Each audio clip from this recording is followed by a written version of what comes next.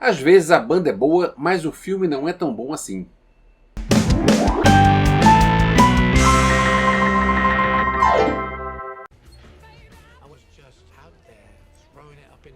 As origens do grupo icônico Led Zeppelin e sua ascensão meteórica em apenas um ano contra todas as probabilidades.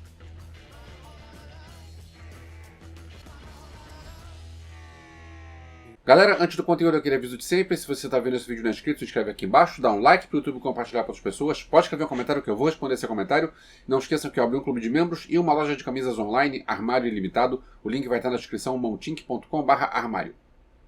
Becoming Led Zeppelin, o documentário do Led Zeppelin.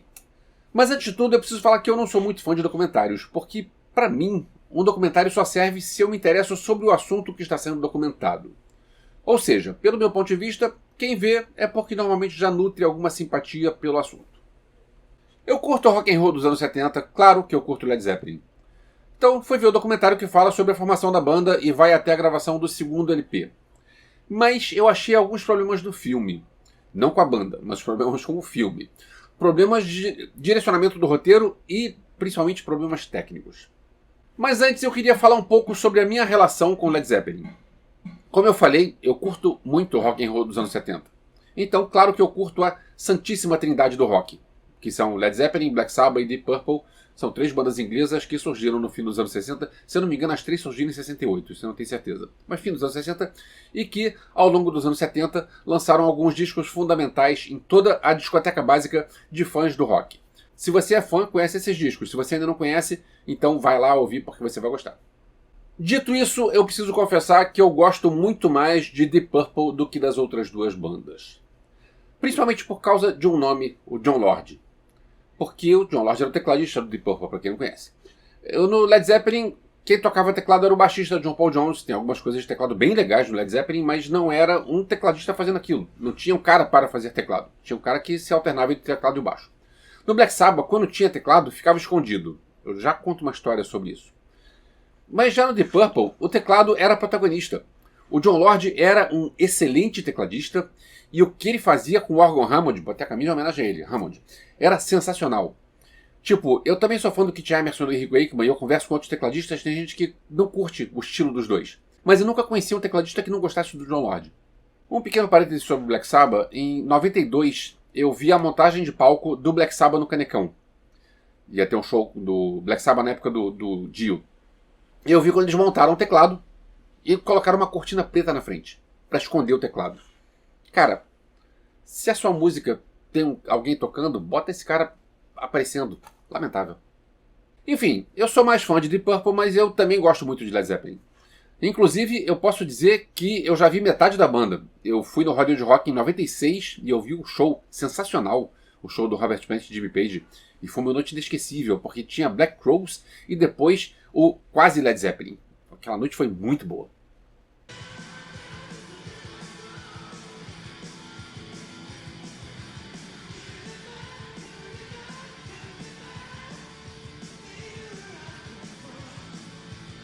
Vamos ao filme?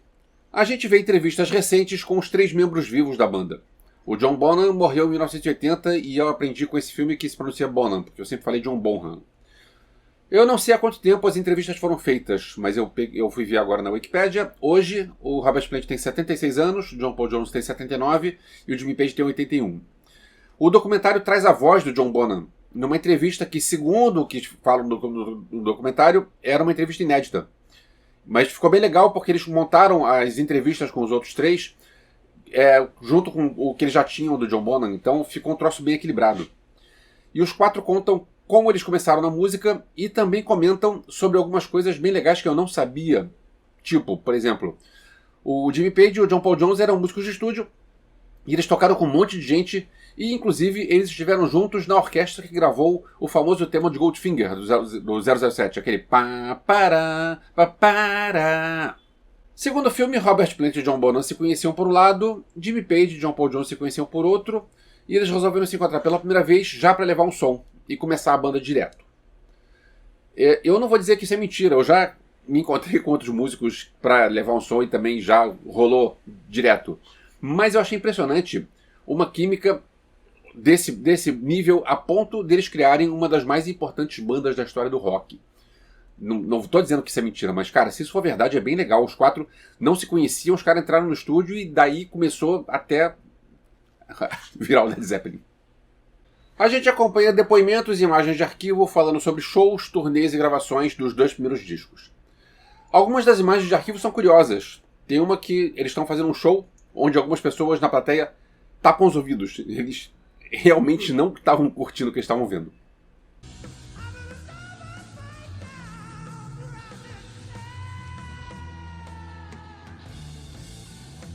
Agora, eu achei que faltou abordarem alguns temas. Talvez seja retcon da minha cabeça, mas eu achei que faltou abordarem alguns temas como, por exemplo, Led Zeppelin é famoso por exageros.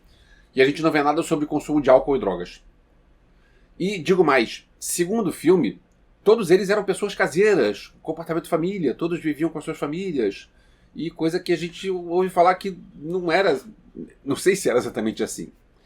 Outra coisa que podia engrandecer o filme era trazer depoimentos de outras pessoas, tipo, conversar com músicos de outras bandas, tanto galera das antigas, também da mesma época, para contar, galera que viveu aquele momento, contando histórias junto com Led Zeppelin, quanto com músicos mais novos que foram influenciados por eles. Agora, o que mais me incomodou foram algumas decisões técnicas da edição. Eu vou citar alguns exemplos aqui.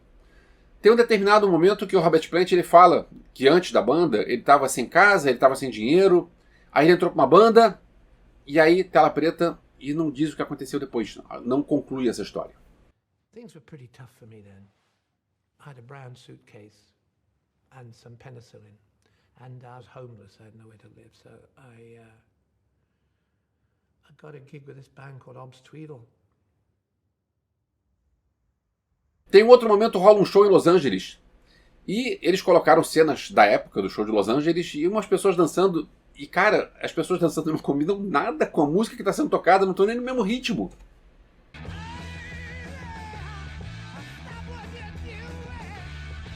Fora alguns momentos de tela preta que foram um pouco mais longos do que deveriam ser, na minha humilde opinião.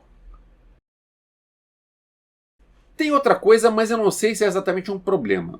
Algumas das músicas estão completas, em imagens da época. Pô, legal.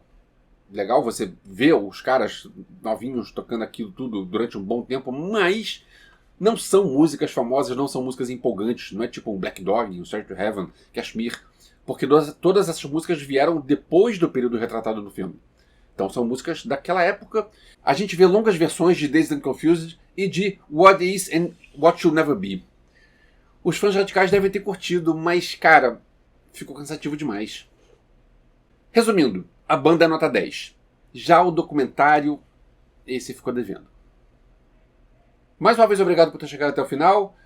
Becoming Led Zeppelin ficou em cartaz no cinema durante alguns dias só. Complicado isso, porque, poxa, é legal ver um filme desse no cinema. Hoje não sei como você pode fazer para ver. Enfim, quando você, se você viu, quiser fazer um comentário, escreve aqui que eu vou responder esse comentário. Se também não viu, quiser fazer um comentário sobre Led Zeppelin, sobre Black Sabbath, sobre Deep Purple, pode escrever aqui também, eu vou responder seu comentário. E em breve nos vemos de novo, valeu!